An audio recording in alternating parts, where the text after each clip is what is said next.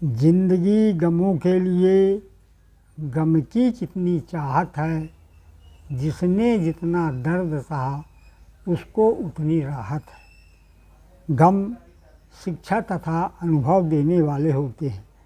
दुख से भगवान के साथ संबंध बनता है और सुख से संसार के साथ संबंध दृढ़ होता है।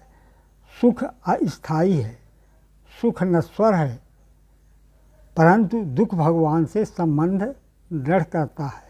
इसलिए दुख से घबराना नहीं है, दुख से मित्रता करनी है, समझौता करना है। फिर दुख दुख नहीं रहेगा, वही सुख आनंद देने वाला बनकर जीवन में चार चांद लगा देगा। क्योंकि दुख में भगवान ही याद आएंगे।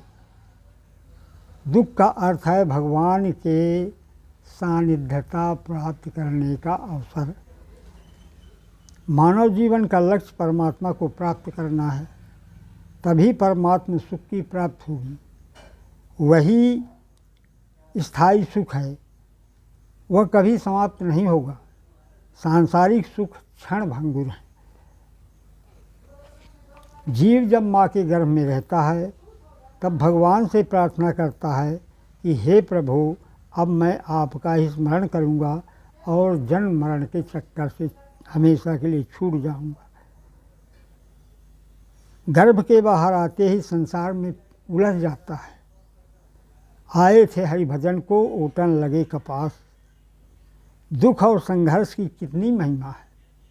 पंचम वेद महाभारत में स्वधाम गमन के पूर्व भगवान कृष्ण माता कुंती से पूछते हैं, बुआ अब मैं जा रहा हूँ, तुम मुझसे कुछ मांग लो। कुंती ने कहा, हे माधव तुम मुझे दुख दे दो। कृष्ण ने कहा, बुआ तुम जिंदगी भर दुखी पाई हो, अपने पुत्रों के साथ कष्ट सहते हुए वन में भटकते भटकते वनवासी का जीवन व्यतीत किया है, फिर भी तुम दुख मांग रही हो। कुंती ने कहा, हे माधव दुख में तुम्हारी याद आती है, तुम सामने आकर मुसीबत दूर कर देते थे। अगर दुख नहीं लूँगी तो तुम्हारी याद भूल जाएगी। मुझे तुम दुख ही दो जिससे तुम्हारी याद बनी रहे। दुख तो राम ने भी उठाया। वनवास में सीता का हरण हुआ। सोने के मृग का पीछा करते करते राम बहुत दूर निकल गए। तभी रावण सीता का हरण कर लिया। सीता को आश्रम में न पाकर राम बेबल होकर पक्षी, मृग और लताओं से पूछते फिरते हैं, क्या आश्रम देखी जानकी ना, आश्रम देखी जानकी ना, भय विकल जस प्राकृत दीना। हे खग मृग हे मधुकर श्रेणी, तुम देखी सीता मृग नैनी, तुम देखी सीता मृग नैनी।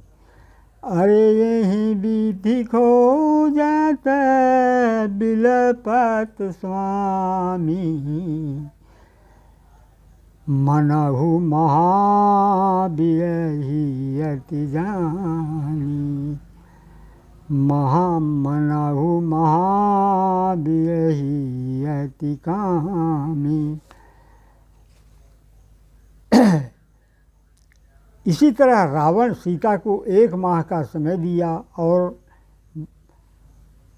कहा कि 1 माह के अंदर तुम मुझे समर्पण नहीं किया तो मैं तुम्हें कृपाण से काट डालूँगा।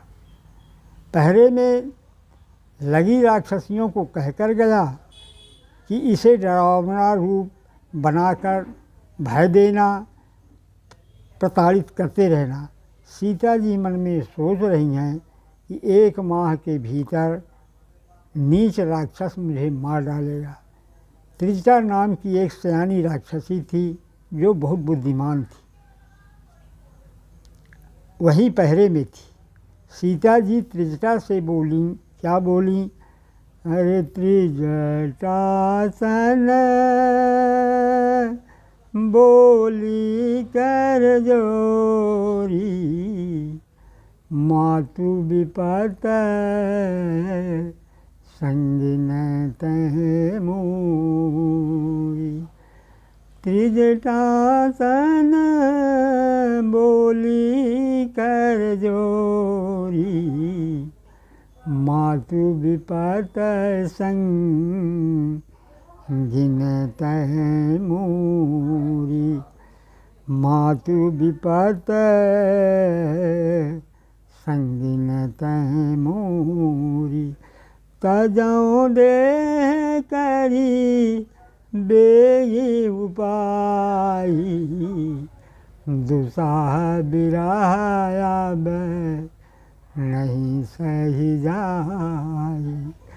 अरयान काठ रची चिता बनाई, मात अनल पुन देहु लगाई।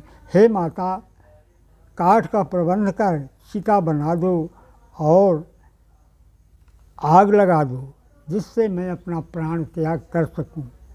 महाभारत के कर्ण ने भी दुख उठाया। सूर्य पुत्र होते हुए उसे सूत पुत्र नाम से पुकारा गया, कभी सम्मानित भाषा में उसे उच्चारित नहीं किया गया। जीवन भर यह अपमान का घूंट पीकर कर्ण जीता रहा। कुंती कुंवारापन में ही कर्ण जैसे पुत्र को जन्म दिया, लेकिन लोक लज्जा के भय से कभी यह न कह सकी कि कर्ण मेरा ज्येष्ठ पुत्र है। जीवन में कष्ट तो उठाना ही है। कहा गया है, कर्म भूमि में फल के लिए दुख सबको सहना पड़ता है, रब सिर्फ लकीरें देता है, रंग हमको भरना पड़ता है। गीता में भगवान कृष्ण अर्जुन से कहते हैं, मात्रा स्पर्शास्तु कौन्ते, शीतोष्ण सुख दुग्धाः, आगमा पायनो अनित्याः, तान् तितिक्षस्व भारत।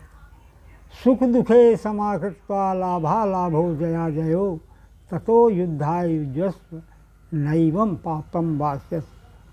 सर्दी गर्मी सुख दुख ये सब आने जाने वाले हैं, ये विनाशील एवं अनित्य हैं। इसलिए सुख दुख लाभ हानि को समान समझकर युद्ध करो, पाप को नहीं प्राप्त होगे। अर्जुन, जीवन की कसौटी है संघर्ष करना, दुख उठाना, उससे घबराना नहीं। मरण को जिसने बरा है उसी ने जीवन भरा है। दुखों से हमें समझौता कर लेना है, उनसे घबराना नहीं है, ये आएंगे ही। अरे काहे मनवा दुख की चिंता क्यों सताती है, दुख तो अपना साथी है। काहे मनवा दुख की चिंता क्यों सताती है, दुख तो अपना साथी है। अरे सुख एक छाँव ढलती आती है जाती है, दुख तो अपना साथी है। काहे मनवा दुख की चिंता